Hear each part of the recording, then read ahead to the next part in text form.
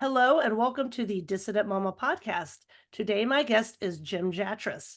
Jim is a friend of the show. He has been on before. I consider him a real life in person friend as well. So, welcome, Jim. Christ is risen. And why don't you tell folks about yourself? Truly, he is risen. Good to hear from you, Dissidentia, being back online with you. I'm going to start using it as your new name now, Dissidentia. Okay. Um, um, well, just brief introduction. I'm one of the few cradle Orthodox, I guess, in the circles we run around in. Mhm. My family originally was from Sparta, all four of my grandparents, and my folks born in the United States. My dad was a career Air Force officer, fighter pilot, raised in various places around the United States and in Germany and in Greece. Um, Went to undergrad school at Penn State, political science, law school at Georgetown, never practiced law, went from there into the diplomatic service, served in Mexico, also then in the Office of Soviet Union Affairs. Then I worked for many years in the Republican leadership on Capitol Hill. Uh, I, um, I That's why I first got involved with Balkan politics because that was during the 1990s when everything blew up there, and I had to become very deeply immersed in what's happening there. First time I really got involved with the Serbian community because during that time, when this demonization of the Serbs was going full blast, I was one of the very few people on Capitol Hill that would even talk to anybody from Serbia, including all the opposition groups. So I got to know all the top politicians in Serbia. That's also where I first met Vladika Artemia, who is the bishop of Raška and Prizren, which is the eparchy that includes Kosovo. And then after I left Capitol Hill, I became an evil Washington lobbyist.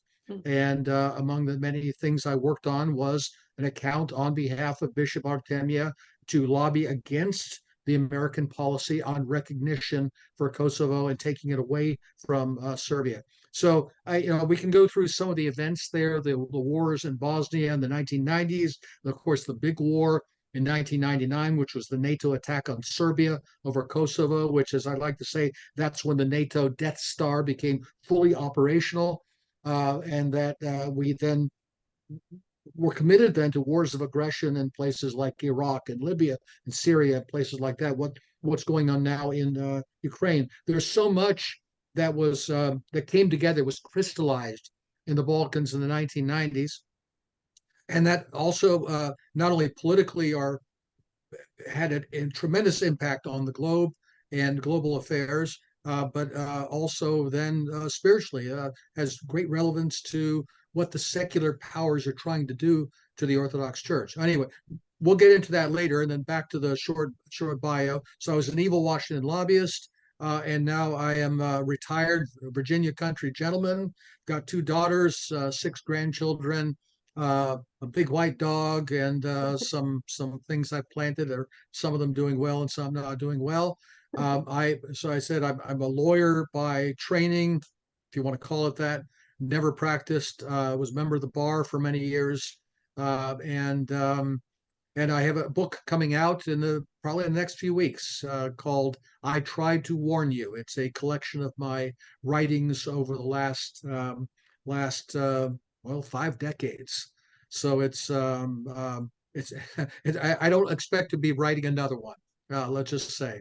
And then, of course, as we were discussing before we came on the show, I'll be one of the speakers at the second Ludwell conference in Lockhart, Texas, in September. So that's me. What's left of me, anyway. Well, we're just going to talk a little bit about Serbia, which is the not a complicated topic at all. Of course, I am being talking in jest here. So, and the reason I'm having you on, not only because of some of the things you said about your knowledge about Serbia, both spiritually and politically, but your mom was also a kind of a spokesperson for them. She passed away, what was it, 11 years ago now? 2013, yes, 13?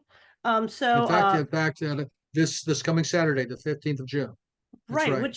which is something I don't know, I was poking around on Serbia and saw something about your mom, saw that it was going to be the anniversary of her passing, and I just thought, well, I would like to know more about her because I had stayed at your house once. You had invited my family to stay with you. We were going to see the AP Hill reinterment, and you had these beautiful things on the walls, and some of them look very fancy, some kind of like awards, from like heads of state. And you Yeah. started to explain who this lady named Stella Jatras was. So why don't you tell us a little bit about her and that what this Greek lady's tie-in is to Serbia?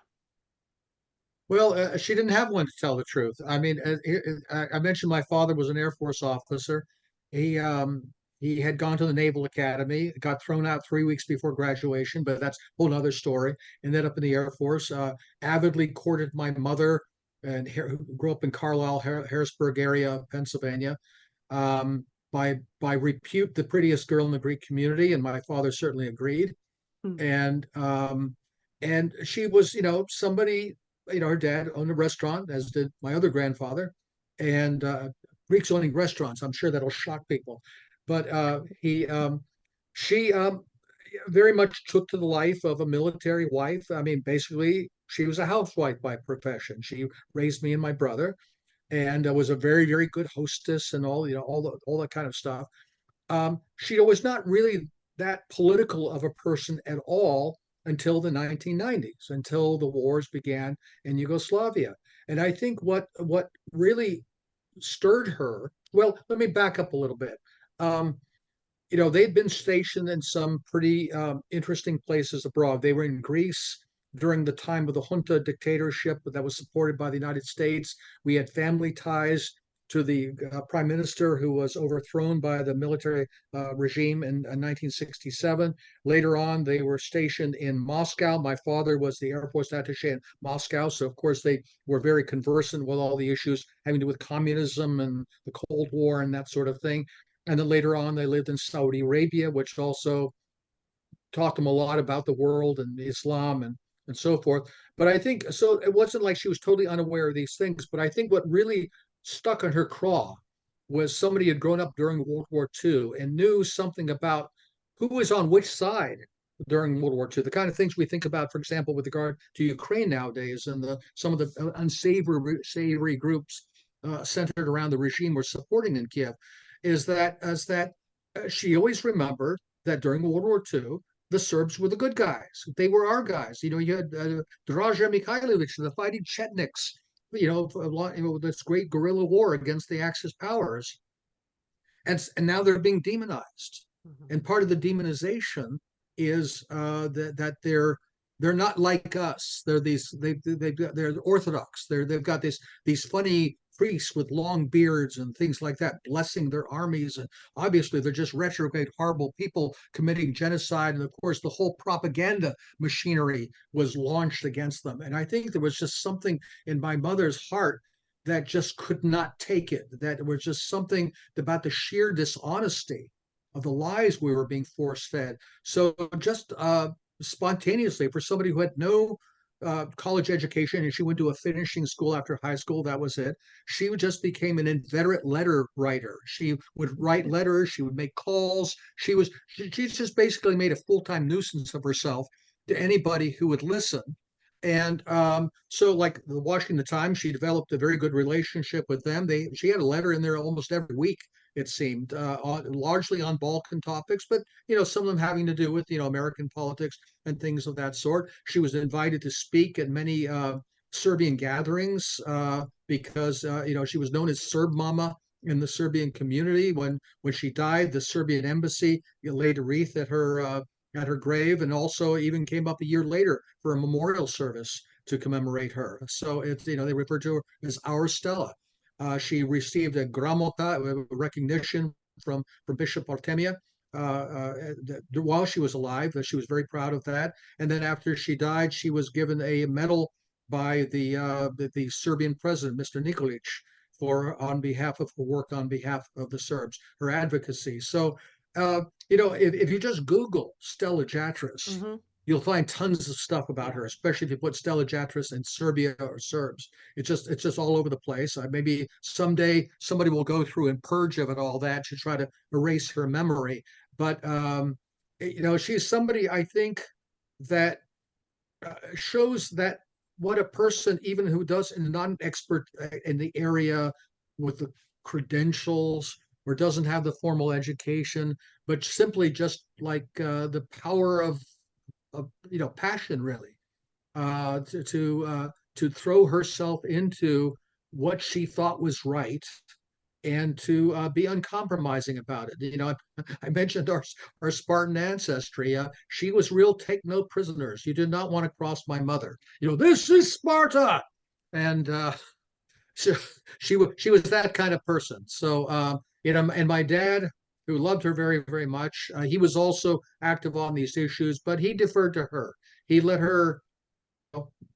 He wanted her to have full running room to do what she felt that was best, and she took full advantage of that. Yes, and so it's been 25 years since the illegal bombing of Yugoslavia, right? So Right, that's happening now too. And I was born in 1971. I was around in the 90s, kind of paying attention to stuff, but not really. I was partying and doing other things. But you know, I just kind of bought into this thing, like this communist thing called Yugoslavia. It was still kind of existing for a while, and then it became something else. It was put together, right. after World War One, but not until 1918, right? Yeah, So that's that's correct. weird. But then they were part of the Allies, but then they became communists, and then it just started. It was like this thing that had a name, and it just kept changing what was included in it.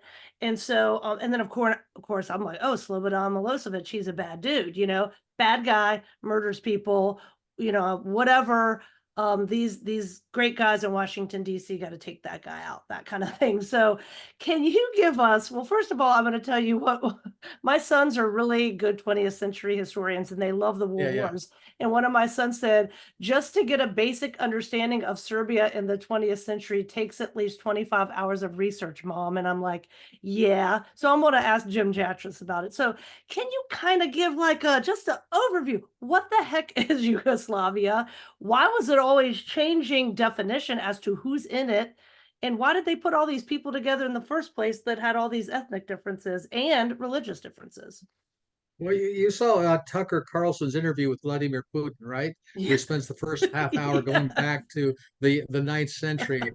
Somebody mocked that and said, Tucker, I explained to you the roots of American Civil War. Oh, you mean the Missouri Compromise? No, no. When Hengist and Horsa, the Saxon leaders, landed in Britain in 449 AD. So it's that Right. kind of a discussion. I mean, uh, you know, uh, look, the Serbs and the Croats are people who are related people. There's even a theory that the words Serb and Croat are actually two versions of the same word. And there is, and what is different about them is that they settled in their current homelands in the Balkans, right on the line between the East and West Roman empires. So the Croats were evangelized from the West. They became Roman Catholics. The Serbs from the East, they became Orthodox. There were various kingdoms and principalities during the Middle Ages. And then, of course, the whole area was conquered by the Ottoman Turks. So then you have the growth of a Muslim community there. So you have, Serbs who are Orthodox, Croats who are Catholics, and then Muslims who are Muslims, but essentially the same people. So much so that if a Serb became a Catholic, he was no longer a Serb, he was now a Croat, or vice versa. Same thing with Muslims and so forth. So you had these people sort of living, and then you had other people around it. You got Romanians on one side, you got Albanians down there, you got Greeks to the south, you got Austrians and Hungarians. So they're in that neck of the woods. Uh, to jump ahead, in the 19th century, there were wars of national liberation. Greece got its independence from the Ottoman Empire, so did Bulgaria, so did Serbia. Serbia became an independent kingdom, whereas the Croats lived under the Austrian-Hungarian Empire. They were part of the Austro-Hungarian Empire. Um, as you know, the Austrian-Hungarian Empire was broken up at the end of World War One, and there was a dilemma among the Serbs. Do we simply take those parts of the Austrian Empire that have Serbs in them and create a bigger Serbian state, or do we rescue our cousins, the Croats and the other South Slavs, into a new bigger state, which will be called Yugoslavia, or originally it was called the Kingdom of the Serbs, Croats, and Slovenes. Uh, and then later on, with a more centralizing tendency to call it Yugoslavia, which meant South Slavia, the land of the South Slavs. And it was frankly, it was a rocky marriage from the start. That the Serbs and the Croats, even though they were basically the same people, had grown up in two different cultures. Catholic Baroque culture on the one side, Orthodox Byzantine culture on the other. The Serbs were the larger group. The Croats resented it, especially since they thought they were better than the Serbs in cultural terms. It all came to a head then in World War II when the Axis powers invaded Yugoslavia, broke it up, and created a greater Croatia under German and Italian auspices, and Serbia was an occupied country. Why did they At that invade? time, they invaded. That's a good question. Originally, there had been an agreement. There was a kind of a quasi alliance with the Axis powers called the Tripartite Pact. Okay. And the regent of the Yugoslav throne at the time signed this pact with the Germans, and the Germans would not have invaded. Actually, according to Sergei Trifkovic, good friend of mine, who's a noted historian in this area, the terms offered by the Germans were quite generous. However, there was also a lot of resistance in some elements of Serbian society, particularly in parts of the military, the Air Force in particular, as I understand it. And they staged a coup and overthrew the region and tore up the pact with the Germans and essentially said, no, we're going to side with the Allies. Okay. Why that was in Serbia's interests, I don't know. You could Yeah. argue it both ways. In any case, after that, the Germans said, okay, if you're on the British side, we're coming in. And they did. They broke up Yugoslavia fairly quickly. And what they did is they carved it up and created a large Croatian state, which included not only all of what is today's Croatia, but also Bosnia and Herzegovina, which is a mixed area of Serbs, Croats, and Muslims, and also parts of Serbia, and also engaged in a horrendous orgy of killing of Serbs during the war. I mean, I was recently in Pakrac, which is part of Croatia today, where you can see many of the relics of the, especially the Jasenovac concentration camp, where the historians can argue about how many 100,000 Serbs were killed there through starvation. Not high tech. It was mostly hammers, saws, pistols, if you're lucky. This is Really at whose horrendous ways of hands? killing people. Whose The hands? the Croats had a kind of a fascist party called the Okay. Ustasha, which Okay. means the insurgent party, and they even had their own kind of Führer figure, Poglavnik, they called him, Ante Pavelic. Okay. And so they thought that in order to secure their greater Croatian state, they had to rid it of the Serbs that lived in that territory. And one way to do that was to kill them or to force them to flee into Serbia. So they killed, by any account, hundreds of thousands of them. They could argue about how many Serbs that were killed during this period, but they were killed, and they were killed in a very brutal way. By the way, just by digression, you probably know the name E. Michael Jones, don't you? Mhm. Very, Yeah. very, very solid Roman Catholic analyst of many historical and cultural things. And he's written about the Medjugorje apparition that you find in the Roman Catholic Church today, that's very popular with many charismatic Catholics. This took place on the site of a massive massacre of Serbs during World War II. And there's something spiritual going on there that may not be the kind of apparition that people think it is. That there's some kind of, you might say, almost like a psychic memory of some great horror that was committed at that spot. So that's something that people should research that Medjugorje E. Michael Jones and read about that. Anyway, so it was a horrendous thing. Meanwhile, under the occupation, you had two main resistance groups. One was what they called the Chetniks, or the Royal Yugoslav resistance, which was primarily Serbian under the leadership of a man named Draža Mihailović. And they were royalists and mostly Serbs, although there were some token Croats and Slovenes and other people. And then you had a communist movement under a man named Josip Broz, who took the communist name Tito as his revolutionary moniker. And so not only were they fighting against the Germans, but also fighting against each other during the course of the war. And also they had very different goals. What the Chetniks were trying to do is primarily to conserve Serbian lives and drive the invaders out, whereas the communists were primarily aimed at seizing power. So, like for example, whereas the Chetniks would very rarely commit attacks on the German forces where they thought they would be severe reprisals against the population, the communists did it on purpose in order to revolutionize and radicalize the population. In 1943, the Allies switched their support from the Royalists to the Communists. This was something done by the British and the Americans, largely because of the Communists that were very strongly represented in both London and Washington at that time. So we abandoned the Royalists. Eventually, the communists took power. Mikhailovich was put on trial and shot. And so the communists ruled Yugoslavia for the whole post-war period. But then there was a break between Tito and Stalin. So Tito sort of played this game of being both between the West and the Soviet bloc. So he was in a way kind of our communist. He was an independent communist who was not aligned with the Soviet Union and the Warsaw Pact. So all this goes into the background. Then Tito dies, I think it was 1980, 1981, and the whole state starts to come apart. And then you also have the Germans and the Austrians, who still remember the good old days from World War II, supporting the Slovenes and the Croats in trying to break away from Yugoslavia and break up Yugoslavia, which is a federal state. And that's what led to the war in 1991 and 1992. You might call this the Slovene and the Croatian phase of the war. And then later on in 1992, we have the Bosnian phase of the war, where Bosnia, a separate republic, wants to secede from Yugoslavia. And at that point, Washington, this is the Clinton administration, jumps in with both feet in supporting the Muslim cause in Bosnia. Yeah, and now we can talk about why did they support the Muslim cause. Part of it had to do with a much bigger phenomenon, and that is during the Cold War, we had basically two blocks in the world, the Soviet-led bloc and the American-led bloc. And what happened when the Soviet Union went out of business is a lot of people in Washington said, great, now we can rule the world. We can extend our domination over the entire globe. But some of these people are going to be tough nuts to crack, like the Serbs, like the Russians. We have to break up the Soviet Union, break up Yugoslavia, make them more digestible bits, put our own local clients there.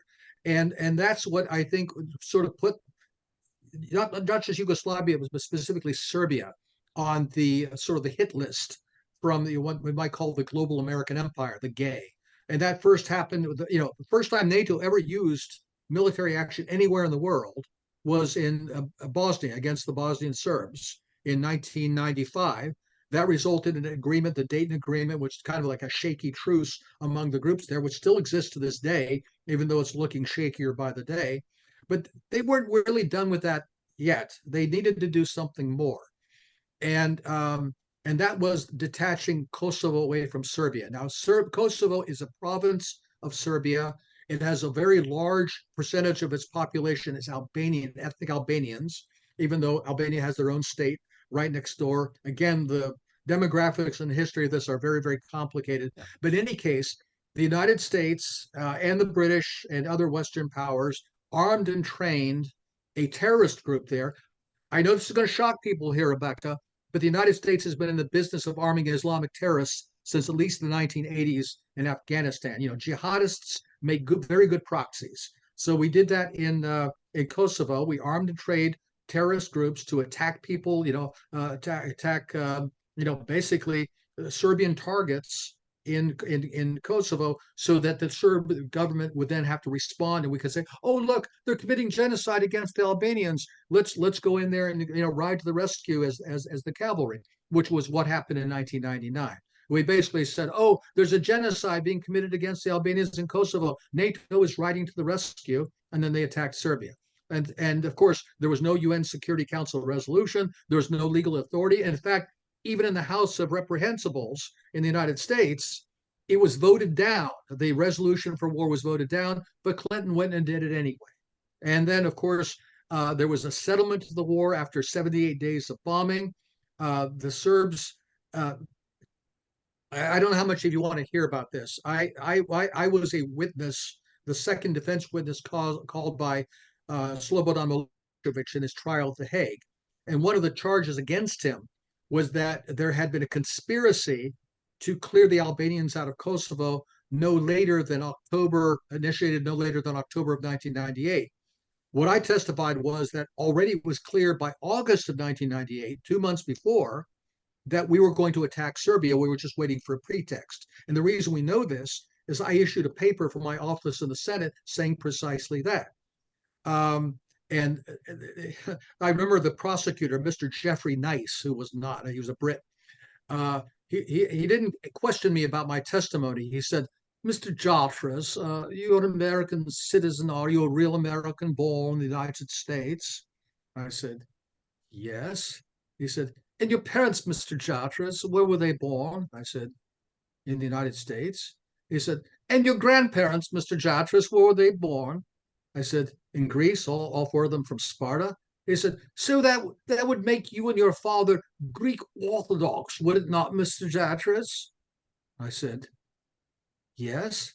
He said, and isn't that the same religion as the Serbs, Mr. Jatras? Mm-hmm. Like, I mean, I'm just trying to think how that would look in an American courtroom, about trying to look at the ethnicity or race or religion of the witness in defense of an accused. In any case, I forget where I was going with this. In any case, there was an agreement reached at the end of the Kosovo War, codified in a UN Security Council resolution, that Kosovo would remain an autonomous province of Serbia.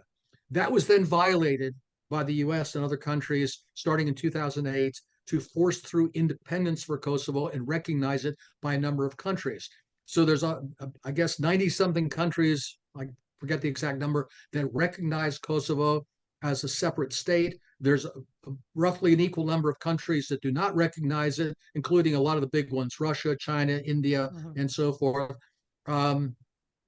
And that's where things stand. It's kind of a frozen conflict. About 2/3 of the Serbs who had lived in Kosovo before the war were driven out by our democratic proxies, the Albanian Kosovo Liberation Army, and that's where things stand at the moment. Anyway, as I say, that was where the NATO Death Star became fully operational. That was the first time, really, we committed an overt war of aggression on another country based on a bogus claim of humanitarianism or weapons of mass destruction, or Assad is killing his own people, or Gaddafi is killing his own people, whatever they lie they want to pull out of their bag of tricks. So yeah, that's pretty much what happened. That's 1999. Yeah, exactly. That was 1999. Of course, 2003 was the Iraq War. 2011, we started the Syrian War. Excuse me, that was the Libyan War, and also the beginning of the Syrian War. And of course, Ukraine's been going on since 2014. And then all of these things throughout the 20th century at some point that have to do with this area, they're called Balkan Wars, right? Right, yes. And then the word balkanization comes from that, correct? Right, because what happened is when Ottoman power receded in the 19th century, you then had imperial interests by the Austrians, the Russians, the Germans, the British, and everybody else, and a bunch of weak little states that they could use as punching bags and puppets for shadow boxing and proxies. So that's what you tend to find when you have a sort of a weak divided area of the world where local people will be looking for outside support for a big protector. And that Serbian, that bombing, it was in contradiction to international law, correct?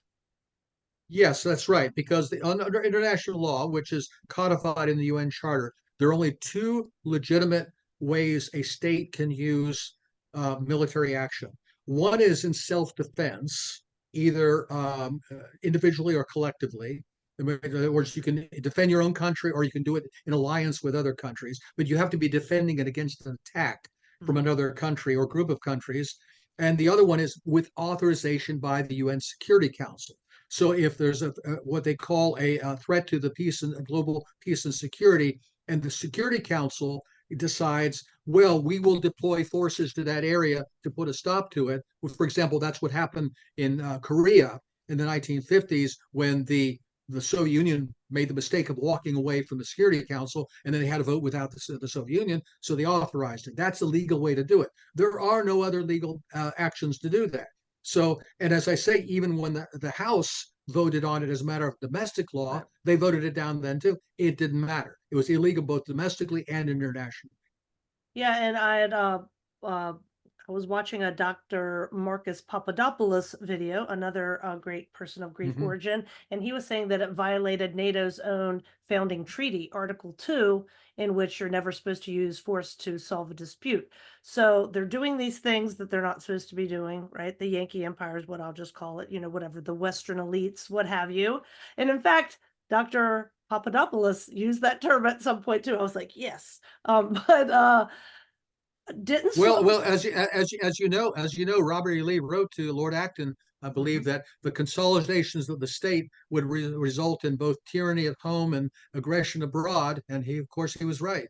Yeah, well, I see a lot of this very much, it's the formula that just keeps on working and they just keep doing it in various Yeah, yeah. places. We'll get to that in a second, but did Slobodan Milosevic warn against some of these things? Um, Croatian fascism, Albanian organized crime, Islamism, all these kinds of things. Didn't he not only, well, tell me, did he do that? And why did they want to paint him as the scapegoat so badly? Was he just a patriot?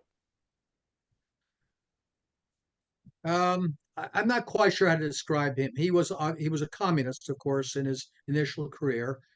To what extent he was a real communist or just an opportunist communist, I can't say. He was certainly not a nationalist of any sort. Okay. What you'll find is that most of the leaders of Yugoslavia, when it broke up, came out of the various communist leagues. It was called the League of Communists in Yugoslavia. The only real exception to that was Ali Izetbegovic, the leader of the Muslims in Bosnia, who actually had come in his youth from a pro-Axis fascist Muslim group during World War II. But the rest of them all came from communism, and then they all discovered that they were patriots of various sorts. In Milosevic's case, he was not so much trying to preserve any kind of Serbian interests as he was trying to preserve what was left of the Yugoslav Federation. Okay. That he was saying that these republics of a federal state were seceding illegally, and he was trying to keep them in. That proved to be impossible, and of course, then they tried to even break up the Serbian Republic itself with the attack over Kosovo. So in terms of his motivations, I don't know. We're saying so much he's a prophetic voice warning against fascism or this or that. In a way, he was kind of playing catch up ball reaction to the actions of the outside powers trying to conserve the state that he was the head of, and he actually thought that he could play the part of the interlocutor with these people. For example, if you look at the Dayton Agreement in 1995 that ended the Bosnian War, he was there with President Tudjman of Croatia and President Izetbegovic of Bosnia to sign the Dayton agreements that ended the war in Bosnia. So he thought he could manage this. He thought he could, yeah, okay, they've got their agenda. We're all men of the world. We'll do a little horse trading here and we'll come to some agreement. I don't think he quite understood when it came to 1999. He was not the necessary partner. He was the fall guy. He was the Okay. lemon that had been squeezed out, and now we're going to throw it away. And even when he stepped down from power in one of the first, you've heard of the term color revolutions, Yeah. where we do, mass demonstrations in the street, demonize the leader, get rid of him. We did that in Ukraine on 2 occasions. We did it in Georgia. We tried to do it in Belarus and some other countries. The first one of those was in 2000 in Serbia. And one of the agreements when he stepped down was he would not be carted off to some court abroad to answer charges. He would be allowed to remain in Serbia.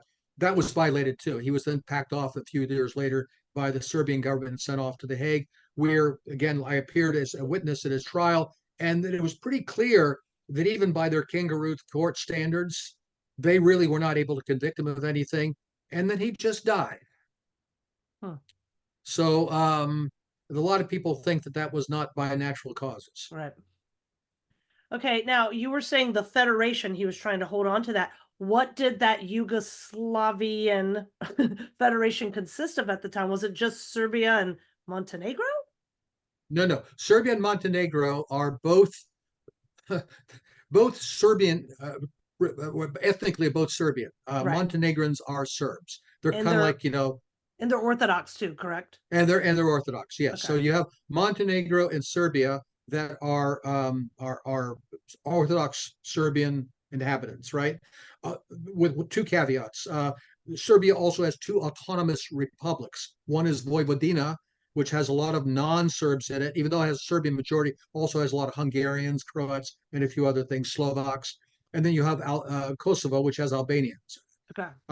And so then the other republics were Slovenia, which is not really Balkan at all. It's more Alpine. I mean, Slovenes are Slavs, but culturally they're more close to the Austrians than they are to the, you might say, the Ottoman Balkan legacy that, you know, Serbs and Greeks and other people have from their history. And Were then they the Catholic? Croats, they're Catholics, Okay. yes. And then the Croats are, as I say, uh, belong to the same ethnic group, linguistic group as the Serbs, but they're Catholics. Okay. And then you had Bosnia and Herzegovina, which is stuck between Serbia and Croatia, and it has both Serbs in it, Croats in it, and also a lot of Muslims in it. These Muslims. are Okay. these are Serbs and some Croats that converted to Islam during the Ottoman years. Okay. And then the other one is what they call Macedonia, which is now called North Macedonia, or some people call it the former Yeah. Yugoslav Republic of Macedonia, No, I'm and like, they are people who speak a language somewhere between Serbian and Bulgarian. And hmm, historically, both the Serbs and the Bulgarians claim them. A lot of Macedonians claim that they're a separate ethnic group entirely, which is the basis of the current state, which drives the Greeks through the ceiling. right. Because from the Greek point of view, Alexander the Great was Greek. Macedonia is Greek. You cannot call it Macedonia. And it sends the Greeks, including my mother, by the way, up through the ceiling just to use the name Macedonia. So those were the republics: Macedonia, Serbia, Montenegro, Bosnia-Herzegovina, Croatia, and Slovenia. They used to say that Yugoslavia was a country of, let's see, how many republics is that? Seven republics, Yeah. six ethnic groups, uh, five, five. It was, I forget what the rest of it. The three religions, two alphabets, and one political party. Anyway, Yeah. it's kind of a joke at the time. Now, Macedonia were, because of the Greek influence, were they more Greek Orthodox? No, Macedonians are Orthodox. Yes, there's no question. Whatever Macedonians are, whether they're Okay. Macedonians or Bulgarians or Serbs, they are Orthodox. Although there are also a lot of Muslim Albanians Okay. in But they're Macedonia too. Greek, not Serbian. No, no, no. They're speaking their own language, which is either you want to call it a separate language, Okay. Macedonian, or a dialect of Bulgarian, or a Dang. dialect of Serbian, Okay. depending on your point of view. Okay. But by the time Milosevic is around, what is this federal republic? Who was it again? By the time Milosevic was around, the only thing left was Serbia and Montenegro. Okay. That Serbian. was so the Federal Republic of Yugoslavia consisted of just Serbia and Montenegro at that point, Got and it. then later on, after he was gone, there was another rigged referendum to pull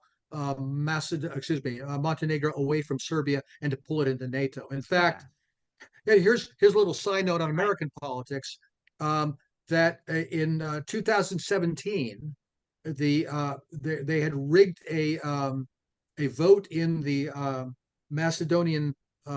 Montenegrin parliament to join NATO, and NATO had voted to accept Montenegro, but there was concern by the Washington establishment that the incoming Trump administration would not want to expand NATO any further. There was an attempt to push through the ratification in the Senate on the very day of Trump's inauguration. In fact, as he was being inaugurated, because there was such fear that he would put the brakes on it once he got in. And I worked quite a bit with people in Rand Paul's office. Rand Paul held it off for 2 months, finally went through because it turned out nobody in Trump's orbit wanted to stop it. I mean, that all the swamp critters had already taken over the Trump administration and were, oh, expand NATO, that's great. What could possibly go wrong? So how many countries around Serbia are in NATO? Do you know? Pretty much all of them except for Bosnia and Herzegovina Right. and North Macedonia. Okay. Not Kosovo. You count Kosovo as a country, which I don't. So Correct. basically, if you go sort of around the clock clockwise, you got North Macedonia, which borders Greece. Greece is in NATO. Albania is in NATO. Montenegro is in NATO. Croatia is in NATO. Um, Hungary is in NATO. Romania is in NATO. Bulgaria is in NATO. So it's either surrounded by countries that are in NATO or that countries that are themselves surrounded by NATO countries and want to get in NATO. North Macedonia wants to get in NATO. So does the fake state of Kosovo. Right. Bosnia and Herzegovina is very divided. The Serbs there do not want to get into NATO. They are very anti-NATO. They're very pro-Russian. Milorad Dodik is the president of the Bosnian Serb Republic. In fact, I recently received a decoration from him. I should hold it up for the camera here so you can see it. You And should. I was going to ask you about yeah, I that should. meeting. Yeah, and so anyway, but yeah, we've got him surrounded. If that's what you're asking, Right. so the Serbs are surrounded. And it's just so interesting. I mean, I know we can't touch on everything, but there's so many things, happening in that part of the world that we can see have happened in Ukraine, that have happened in so many other places. And a lot of folks here, kind of that pro-secessionist spirit, that's kind of how they saw, Sure. Ukraine was, oh, they're breaking away from this big bad thing, they're decentralizing, they just want Yeah. autonomy and freedom. And I think that's how some people see Kosovo, oh yay, liberty, they're just it's just kind of the same psyop when people don't understand the history. And even though it's complicated, I think a lot of things aren't that complicated, that there is Western meddling. They're Sure. reconstructing, that part of the world. They're taking their resources, they're falsifying elections, they're doing all sorts of things. And of course, putting boots on the ground. I had read that the biggest US military base outside of the US it is in Serbia, right? It's in Serbia, yes, in Kosovo, which That's we claim crazy. as an independent Kosovo, Camp Bondsteel. Yeah, and some people actually will say that that's the real reason we wanted that. We wanted to put this base there, so we had to launch this war and break up Serbia. I don't think that holds water. Some people say, Okay. "Oh, it's because there's minerals, resources there we want." Look, I went to an awful lot of meetings at the Senate during the time this was going on. I never heard anybody said, and we need to put a big base right there in the Balkans. Oh, we really want to get our mitts on those minerals. Nobody ever said that. It was all about democracy and human rights Hmm. and this, that, and the other thing. We're good, they're bad. They're all a bunch of communists, or even worse, they're pro-Russian or something like Right. that. And you're right about the outside meddling. I mean, look, the American Revolution would not have succeeded if not for the French, right? Um, is it because the French loved us so much? No, they hated the British. I mean, they had their international rivalry with the British. During our Civil War, the British supported the Confederacy and the Russians supported the Union. Is it because the Brits loved the Southerners, or the Russians hated the Southerners or loved the Northerners? No, they had just fought the Crimean War. They were engaged in a global struggle, and these were the opportunities that they had to use against one another. And of course, they found their local supporters depending on which side suited their interests. So we saw that in the Balkans. And there was another element to this too, is that there's kind of a long-standing element to American policy during the Cold War. I mentioned earlier how much we like jihadists. There are a lot of people in Washington who seem to think we can somehow co-opt the radical elements in the Islamic world to redound to our benefit. How did Al Qaeda come into being in the first place? We created them in Afghanistan through the Pakistani intelligence services. You look at all of our wars in the Middle East after 9/11. Oh, we're standing strong for Christendom against the Muslims. No, we're not. we're overthrowing secular governments, nationalist governments, and putting in crazy Islamic radicals, Salafist jihadist groups. So there's this long-standing attitude that we can use these as kind of a kind of like a foreign legion against countries that we've targeted for destruction, like Yugoslavia and also like the Soviet Union, like we supported Chechen terrorists in the Caucasus. So this is a long-standing pattern in American policy. I think most Americans don't even know. If you ask most Americans, they think we're standing up for mom and apple pie, and we're a Yes, Christian country and all that. It would never occur to them that we support radical Muslims to go kill Christians. right.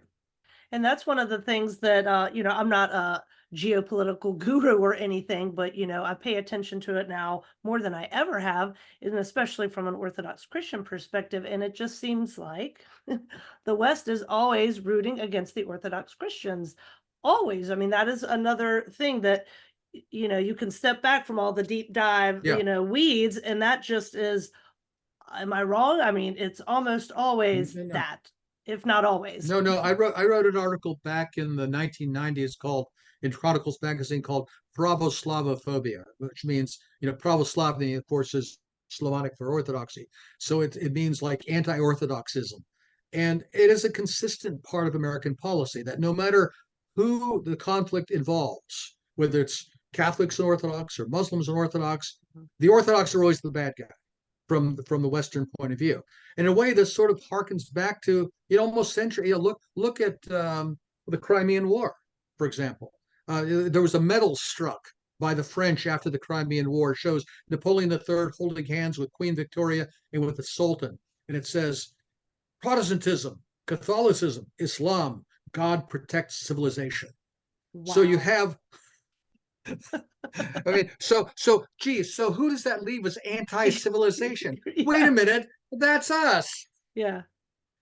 And then And I of and course, I do think keep going. I do think there's a long-standing prejudice. And I mean prejudice in the purest sense of the word, where Right. it's not really thought out. It's more of a gut feeling that a lot of people in the West culturally find this part of the world kind of alien, like there's somehow kind of like backward or broken or distorted versions of us. They're Christians, but the wrong kind of Christians, bad Christians. Right. Their whole culture is somehow retrograde, and it's not Renaissance, it's not Enlightenment, it's not Baroque. It doesn't have all that high culture from the West, and that somehow these people are backward and stupid and wrong and brutal, and need to be brought to heel.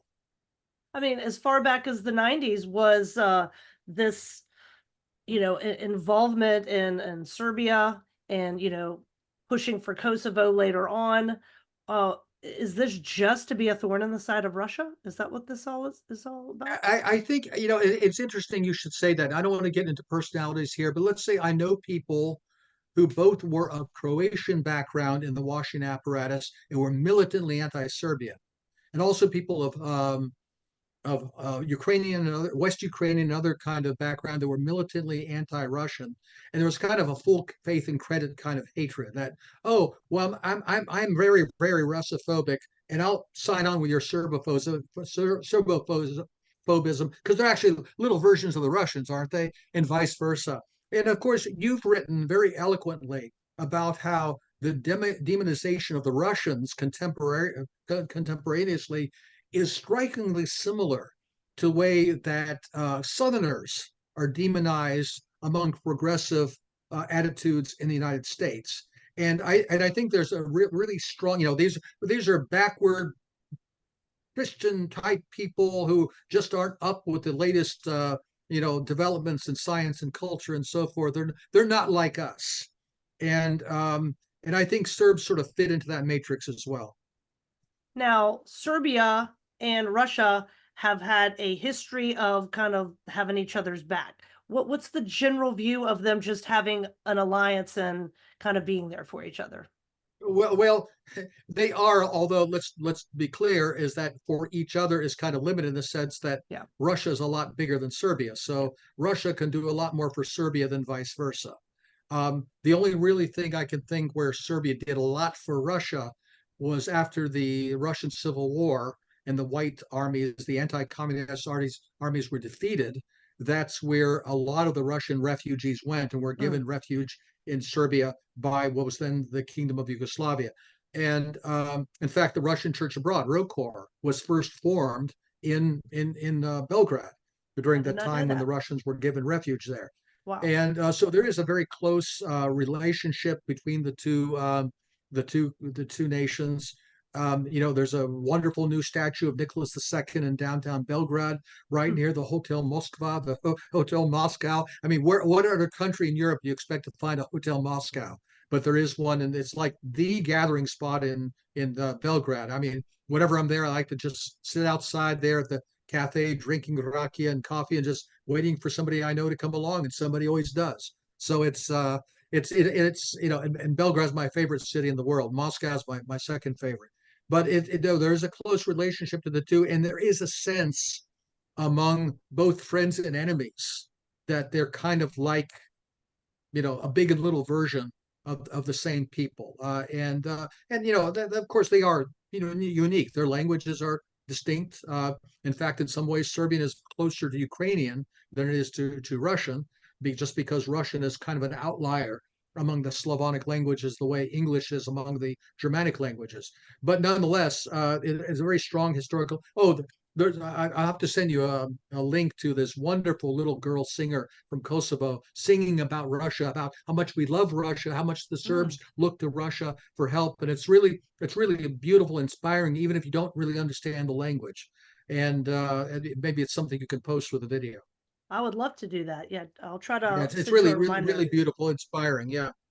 Now So you, anyway, that's the way they see it. Of course, Serbia under the current government under Alexander Vucic is trying to, they're in a difficult position. Some people think that Vucic is a snake and cynical. Other people think he's just balancing as best he can. I'm not going to.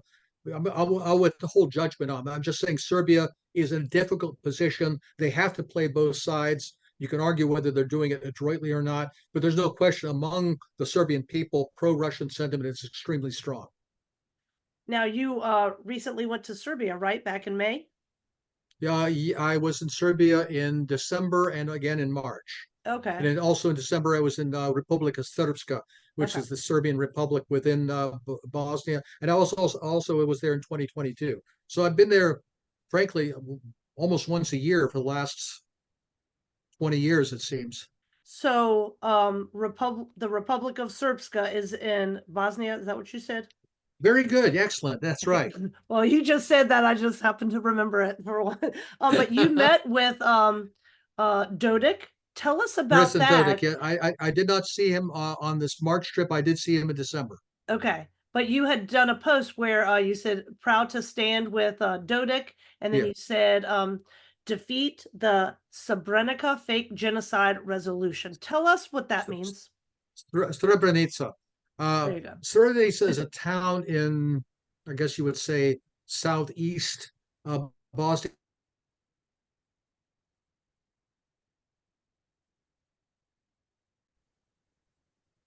Okay. Okay, skipping a bit here. Yes, Srebrenica is a town in, I guess, sort of southeast Bosnia and Herzegovina, not that far from the Serbian border. It like a lot of the town. If you look at settlement patterns in Bosnia, because of the Ottoman period, very often Muslims would be concentrated in the towns, and the Serbs and Croats, the Christians, would be concentrated in the countryside. That's because the Serbs and the Croats, the Christians were the serfs working the land, and the Muslims were the ones receiving the proceeds in the towns. So Srebrenica was a largely Muslim town surrounded by Serbian areas, and very early on, the town itself was kind of besieged by the Serbian forces and became what they called a UN protected zone. Mm. So there were UN forces inside, I think they were Danes mostly, inside Srebrenica that were supposed to ensure that it was demilitarized and not engaged in the war, and also to protect it from Serbian attack. What happened, though, was that there were Muslim forces inside Srebrenica under the command of a man named Nasser Oric, who was conducting repeated raids out of this UN safe zone, massacring Serbs in the surrounding villages, and then retreating back into the UN safe zone, saying, you can't come get us, can't come get us, we're in the UN safe zone. And they would go out and attack, kill more people, and then retreat back into the zone. So the Bosnian Serbs, over and over again, said, you got to stop this. If you don't put a stop to it, we will. So finally, they did. They put their fort. They took the safe zone. They chased the UN forces out, and then they took control of the area. And then what happened after that is a point of dispute. The contemporary, you might say, the accepted version is they rounded up 8,000 Muslim men and boys and killed them in a massive war crime. And they want to say then that is genocide because Islam is a patriarchal society, so killing their men is an attack on the integrity of the entire social group. I guess killing Christian men would not be genocide, only killing Muslim men is genocide. The other version, and again, I would refer you to what Dr. Sergej Trifkovic has written on this. Yes, there's no doubt that there was a war crime committed when the Serbian forces captured Srebrenica.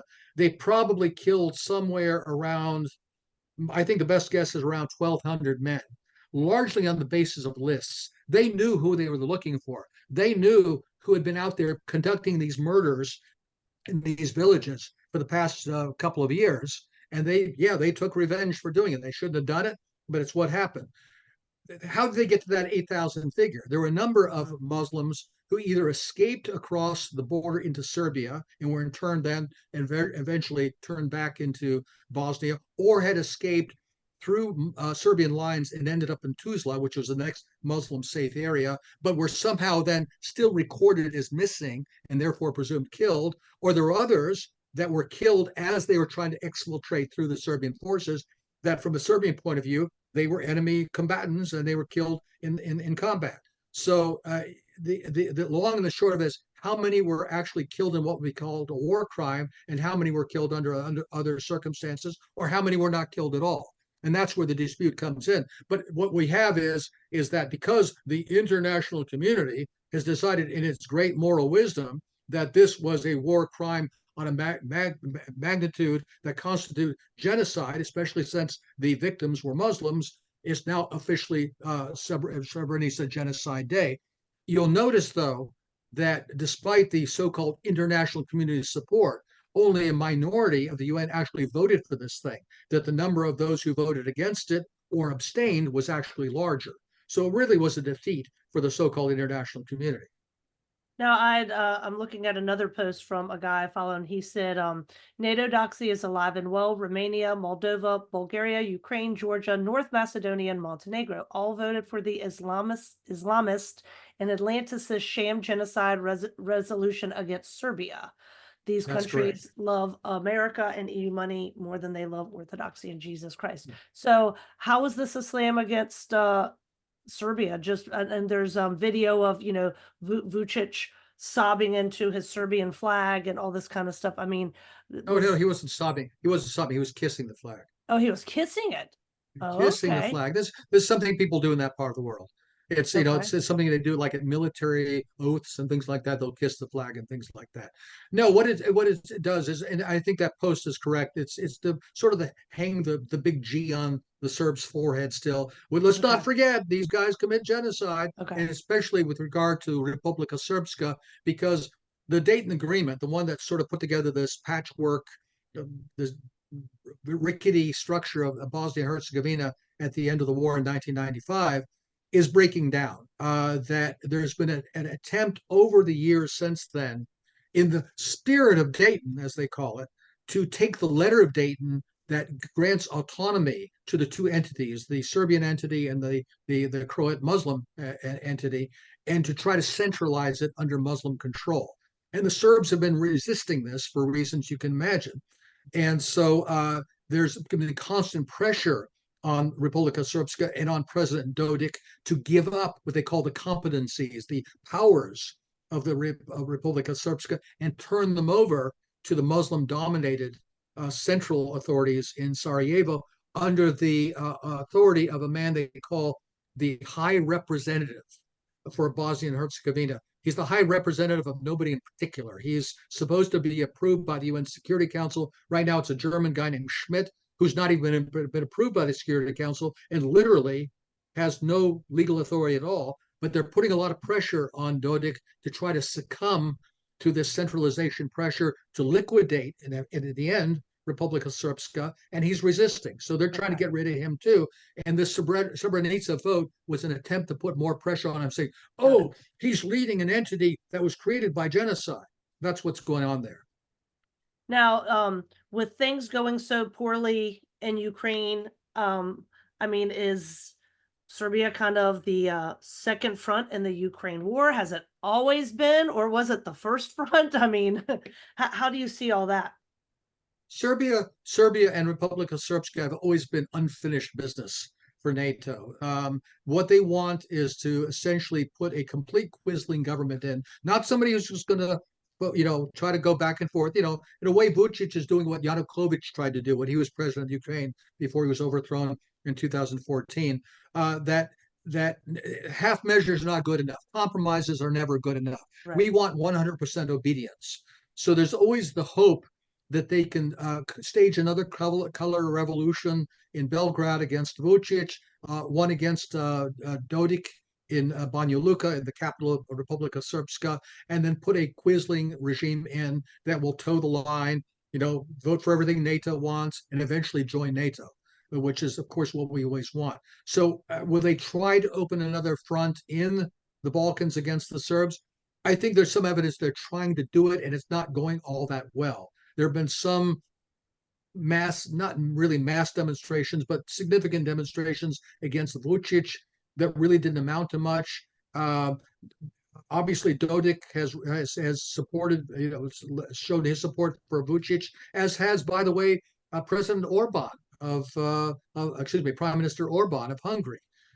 As you know, Orban is an outlier in NATO and the European Union. He's not hostile to Russia. He's not pro-Russian, but he doesn't want to be hostile to Russia either. He doesn't want Hungary dragged into a war. He's got very good relations with both Republika Srpska and with Serbia. There are a lot of Hungarians, by the way, in northern Serbia and Vojvodina, and Serbia is a very diverse country. So up in there they have got Hungarian schools, and you find a lot of places where you think you're in Hungary, and that's part of the way Serbia is run. So they've got a very good relationship, and they're trying to resist these pressures from the global American empire, but it's tough going. So the West, tries to do their pro LGBT stuff, but then Serbia has family pride parades, and then they Yeah, try to, exactly. Yeah. kind of have these color revolutions, and they seem to push back against it. So would you say it's too hyperbolic to say Serbia is a Western colony? Oh, Serbia is definitely not a Western colony. There's efforts to turn it into that, and there's a lot of Western influence. Unfortunately, the media is largely controlled by Western interests. But it would be too far to say it's a Western colony because uh, rate what their control is 40, 50, 60%, but Mhm. it's not 100%. And they always want 100%.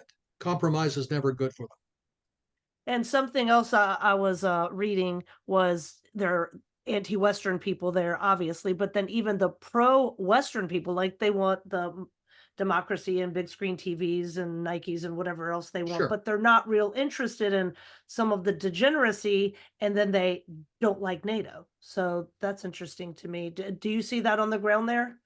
Yeah, I think so. I think that's right. I mean, look, there's what they call American soft power. People listen to our music, if that's what you want to call it. They watch our trashy movies and all that kind of stuff. But and that has an effect, especially on young people. But you also have a lot of young people that in Serbia, and just like you do in Russia, they've got their backup. They don't like being dictated to. Mhm. They can see that all of this degeneracy coming from the West is just going to destroy their country. Sure, there are some people that sign on to this, but I think, in fact, I think if you look at polling data, you'll see that over time, more and more people are rejecting that. More and more people are getting back to the church. That's something that's been going on, Yeah. progressively since the end of communism, but I think is even accelerating now when you're faced with a degeneracy that's in many ways worse than communism. I mean, it's interesting, for example, when you notice that the recent European Parliament elections, where the conservative and nationalist forces did pretty well. If you look at a map of Germany, for example, where the AfD, the Alternative for Deutschland, did quite well, you'd think the German East German Republic is still there. If you look at the map where AFD did well, people who've been through communism tend to have a little more awareness about what's going on in the woke West. I mean, I'm sure you know people from communist countries that are here and looking what's happening in America today, and they say, "Boy, this is looking awful familiar," and not in a good way. That instead of red fascism, it's rainbow fascism. Right. Do you know, I'm sure you know something about it, but Otpor, is that how you say it? Yes. Was that the big resistance movement and that happened under Milosevic, kind of the color revolution? And was it Western backed? I mean, I guess that goes without saying because that's kind of what a color revolution is. But tell us what you know about that and how it helped kind of hand Serbia over, you know, so to speak. What is Otpor? Yeah, I guess there was, I forget the name of the book, but it was written by a guy named Gene Sharp. That's supposed to be the manual for how to mobilize a popular revolution, which is really not a grassroots, it's a astroturf revolution. You put together the groups, the NGOs, you organize them in the streets. There are tactics they could use where basically they commit aggression against government buildings, against the police, but then they look like the victims. We saw this in Ukraine, both in the Orange Revolution and then also in the Maidan Revolution in 2014. The Tulip Revolution, where was that? I think that was in Wasn't that Georgia? Kyrgyzstan. Oh, No, okay. Kyrgyzstan. No, the Rose Revolution was in Georgia, Okay. and of course they just tried to stage Yes. another revolution in Georgia recently. Trying to think where some of the other, they tried to do one in Belarus and that did not succeed. But you're right. The granddaddy of them all, the first one, was in 2000 in Serbia when they overthrew Milosevic, and Otpor was the name of the Serbian group that, again, this was all organized and financed from the outside by Western governments, by George Soros and the rest of this crowd. And then they took it on the road. They made an international group. It's called Canvas. That's I forget what the acronym stands for, but it's kind of like almost like a template that can be used in any country to stage a Okay. popular revolution from the street to overthrow whoever the legitimate government is. It seems, however, that in the last few efforts have not gone very well. As I say, they've been trying to do this in Georgia for the last few weeks. It's not happening. They tried in Kazakhstan at the beginning. I think it was by the end of 2021. It didn't work. They tried to do it in Belarus. I think it was in 2020. So maybe the other side has sort of found the antidote to these things. That's why, by the way, the West is going so bananas over this law in Georgia to Yes. basically disclose foreign funding coming from the EU. It doesn't even say coming from where, but we know it's coming from the EU and from the United States, because they know that it basically outs all these groups that are pretending to be popular groups, spontaneous democracy, when in fact they're agents of foreign powers. So it's like crisis actors, but they've been rebranded and they're always conceived, financed, created, and backed by Western intelligence, governments, Sure. NGOs, whatever, bankers, Yeah, whoever, and it's all the whole Yankee Empire. it is all coordinated with foreign media. You notice they Right. carry their signs in English. I can remember during Yeah. 2014 in Ukraine, you'd see uh, peaceful demonstrators. And by the way, I would say 2020 was in a way turning the color revolution scenario back on our own country with BLM and Antifa in the streets. I'm glad you brought it up. I And was going to as well. yeah, yeah. So we know what goes around comes around. We this in the same people. In fact, I wrote a piece on this about how the same people who stage the color revolution in Ukraine are the same people that were staging it in here in Washington in 2020. I can remember back in Ukraine, you'd see footage of peaceful demonstrators with helmets and chains and clubs Mhm. beating the crap out of the police who are trying to defend themselves behind their shields as they storm government buildings. And you see you see it on the TV and the network media saying, and here we see the police beating peaceful demonstrators. And of course, subliminally, people don't see what's in front of their eyes when they hear the voiceover saying what they're supposed to be hearing. Right. Now, talk about the NGOs because that just happened in the Republic of Georgia, as you were saying, where they just Right. simply wanted people to say who these people are, kind of who runs these NGOs, who are these Right. foreigners here possibly stirring up trouble. Why are you here? And then the Georgian people, refuse it. Tell us about Georgia, and then what you think what NGOs are in Serbia.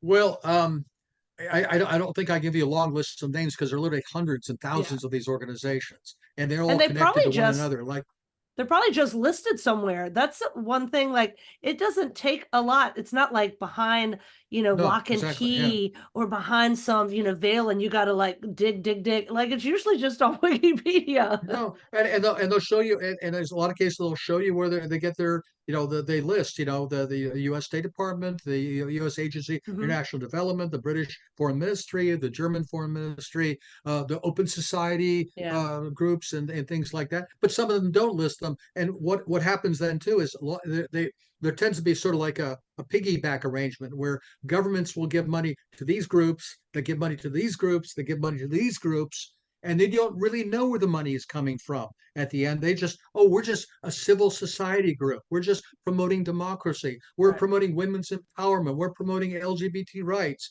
or whatever it is. So there are literally hundreds of groups like this, and it'd be impossible to name them all, but they tend to be country specific. A lot of them are run through the National Endowment for Democracy, Mhm. which is an American group that was created in the 1980s to do overtly what the CIA used to do covertly. And of course, within that, you have a business group, you have a labor group, you have a Republican Institute, Mhm. a Democratic Institute, but they're all basically supporting the same kind of local groups with money. They also do things where they bring activists to the United States to train them and give them democracy training, like, to then go back and help create these revolutions, and then also then to take power, to be then Right. the cadres who will staff these regimes once they come to power.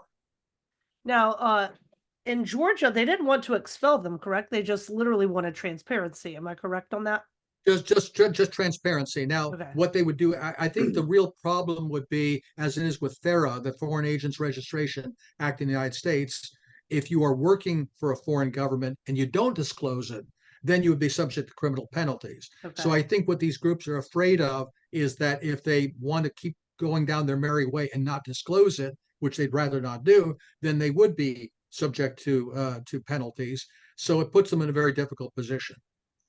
Yeah, you were saying American soft power, and I heard somebody say this is the soft penetration of society. With Yeah, international observers and touchy-feely, pro-democracy groups and things like that. Um, yeah, and a lot of people want to say that's not democracy, but to me, I'm like, that is democracy. I mean, they're actually right. I mean, it's this mob rule, and it's this, behemoth that was spawned, in the West, and just goes around gobbling up whatever is in its way. And I see, what's happening in Serbia. And one of the reasons I wanted to have you on is just trying to destroy their national identity, and yeah, I just yeah, don't like it when that happens to anyone. And I guess your mom was kind of like that too. Like, this is just not yeah, right. And lies are yeah. bad. And propaganda calling people backwoods monsters, and superstitious weirdos who are genocidal is just not nice if that's not the truth. I mean, That's right, and you end up actually with a complete inversion of truth. I mean, the Serbs were accused of committing genocide in Kosovo. Well, who's been genocided from Kosovo? Who's been run out of Kosovo? right, It's not the Albanians. It's the Serbs who've been genocided. That's a real genocide. They're being driven out of their own ancient land. right. Um, Solzhenitsyn said, "He who chooses the lie as his principle invariably chooses violence as his method." And see, that's the thing. It's not just the lies. The lies have to be backed up with violence, and it always is, of one sort or another. I mean, we look, for example, not only about the bombing of Serbia, but look what's happening in Ukraine with these people who are being dragooned into the Ukrainian forces, given no training, Mhm. and being thrown right to the front, where they're just being killed wholesale, and nobody who's telling all these lies seems to give a damn. Maybe they even like that. I mean, maybe the fact that all these Orthodox Christian Rus Slavs are killing each other is something that's one of the desirable outcomes. Mhm. You're getting rid of people that are subhumans anyway that shouldn't even be there. So we can, have I don't know, BlackRock or somebody else buy all that land with all the pesky inhabitants that we don't want there. Yeah. And the lack of an army or troops in Serbia, I've read that they only have 3 to 5,000 soldiers. um, I mean, they're not a giant country, but are they just assuming if something happened and they need military backing, Russia would be there to have their back? I You mean, know, I don't, 5,000 I wish I knew. soldiers. That's nothing. That's That's like a not, yeah, small yeah, college yeah, campus. yeah. Yeah, and I don't know if that's accurate. Maybe they have more forces than are being reported or something like that. I somehow suspect they probably don't. I've seen reports that the Russians have been providing them military assistance of various sorts. I don't know how true that is. I don't know how much support they can really count on from Russia in Yeah. case there was any kind of aggression from NATO again. Because how did they get there? Because they're surrounded by NATO states, and the Russians would not want to have to attack a NATO state or Yeah. overfly their territory. So I'm not sure. Yeah, Serbia's in a tough position, no question. Same thing with Republika Srpska.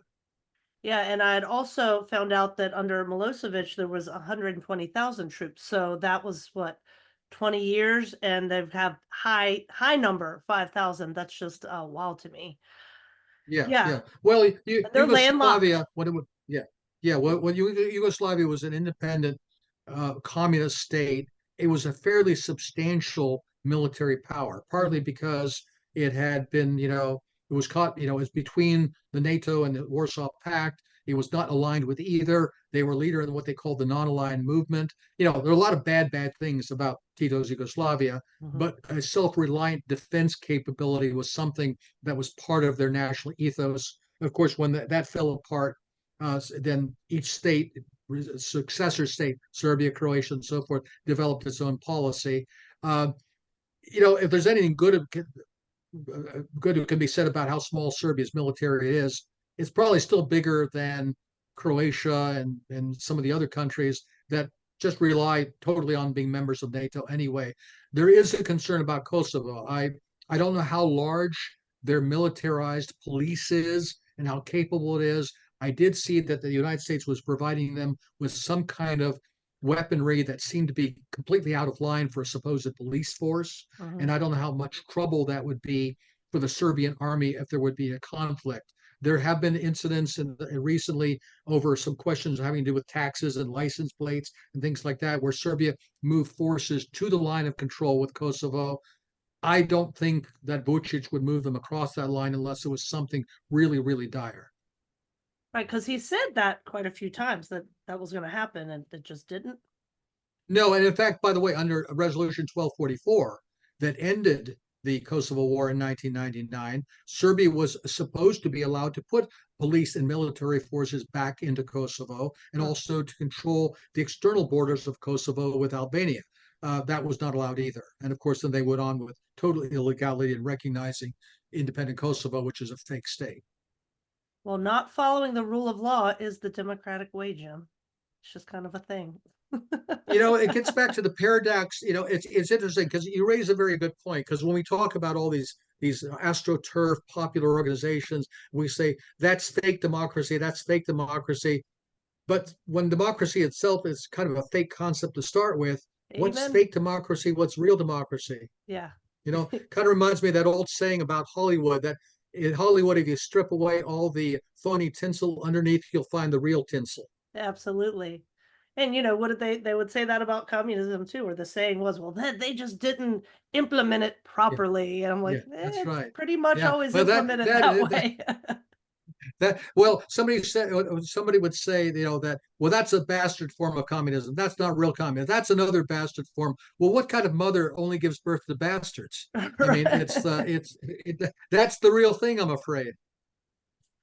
Well, this could be, Serbia's landlocked, all the things you were saying about possibly, Russia having to do with all these NATO countries. I pray for the people of Serbia. I have met Serbians who live in the United States. I've been to a handful of Serbian Orthodox churches. They are awesome people. I mean, overwhelmingly awesome people. And there's a funny saying, I don't remember it exact, so I probably shouldn't say it, but it was something about Serbians and their orthodoxy. They're not quite sure about it, but they'll fight to the death to protect it. Now, that's Well, not true of all Serbian Orthodox, but they're just a fighting people, and I have a respect for that. well, obviously there was a lot of secularism that took place over the communist years, and as I say, more people are finding their way back to the church, but people still are very strongly attached to their tribal identities, Yeah. which also include their religion, especially in a place where religion is the defining Yes. line between what group you belong to. They used to say in Bosnia that the Croats are the ones who don't go to the Catholic Church, and the Serbs are the ones that don't go to the Orthodox Church, and the Muslims are the ones who don't pray to Mecca 5 days. But they'll all fight to defend They it. all fight to the finish. Yeah, that's right.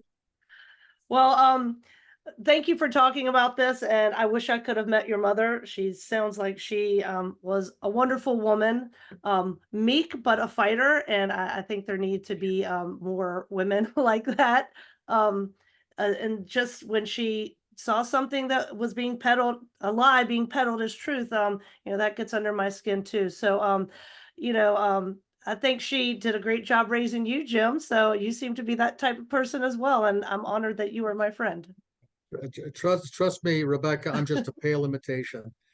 She was the real McCoy. They broke the mold with her, and yeah, you would want to meet her, but boy, don't get on her wrong Right. side. I'll tell you that. Yeah, Yeah. and hey, and I don't want to get on your wrong side either. All right. Good, good, good. Well, you are not on my wrong side. So let's finish with No, I hope this. not.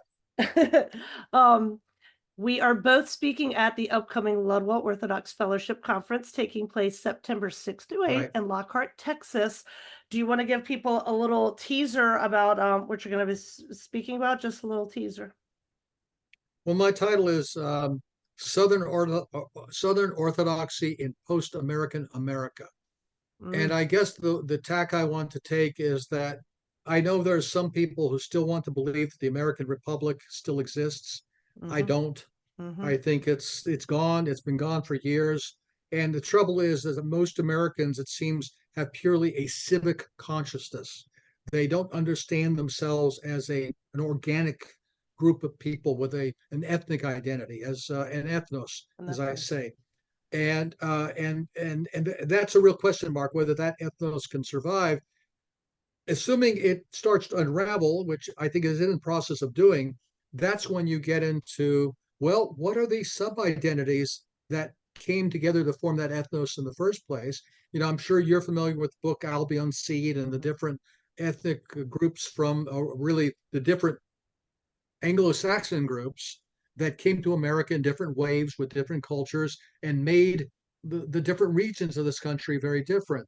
And I think as this common American national identity, forget the republic, I mean national ethnic identity starts to unravel, the sub ethnic identities are going to start to come to the surface again. And I think one of those is the Southern identity. And that's something I think as Americans and as Orthodox and Southerners, you by birth, me by adoption, need to start to come to terms with. Who are these people? Who will they be in the decades to come? And how do we not just appeal to them on a missionary basis, but how do we love them? How do Mhm, we become with them? Because you can't join with people in love in the church without loving who they are. mhm. And this is something that I think is, something we need to learn how to assimilate on a spiritual level, as well as on a, political or social level. And That's sort this of where I think I'm going with it. Yeah, and this very much is not in the Yankee Empire is not a fan of this. They want us atomized, they want us to define Yeah, ourselves, yeah, yeah, yeah, materially or civically, politics is the main thing, the next election is going to save us all. yeah, And yeah, it's one thing that the collapse of this empire, no matter how long it's going to take, is waking people up to, yeah, wow, if there's evil in the world, there has to be good. And that's why there's yeah, yeah, a growth of just Christianity in general. But Orthodoxy as well. And well, the Yankee Empire has been fighting Orthodoxy all around the globe for 100 years, Yeah, yeah, or more. yeah, And now they're like, dang, yeah, it's happening here. So yeah, it makes you some enemies too. And that's what my speech is going to be about as well. Not pessimism, not a black pill, but that orthodoxy's not easy, and especially if you are a Southerner and want Southern Orthodoxy to grow because this is your yeah, home. yeah, And yeah, this will be my last teaser for my speech is that there are other places that can have Orthodox fellowships, and that's great because there's going to be parts of all subcultures and yeah, ethnoses, whatever the plural of yeah, this that sure. is, that speak to Orthodoxy because Orthodoxy is about God and truth. But the Southern culture is extremely unique. That's going to be what mine is about. It's not just we're doing it here because we live here. It's not like shoving a square peg into a round hole. It's actually so much easier than that. It's all the other stuff that makes it complicated, but the actual coming to know the church because our culture is deeply ingrained with that. We're missing the sacramental religion. I mean, and I think that's one of the Yeah, reasons yeah. Southern Orthodoxy has been given so much resistance from the powers that be. Yeah, yeah, like Texas Monthly, right? Yeah. I think you're right. I mean, obviously, if this my theory is correct about the breakup of America, that there's going to have to be a Northern Orthodoxy, a Yankee Mhm. Orthodoxy, a Mhm. Western Orthodoxy. I mean, but I think Don Livingston talked about this in Tobaccoville, that there's something about the Southern mindset valuing tradition.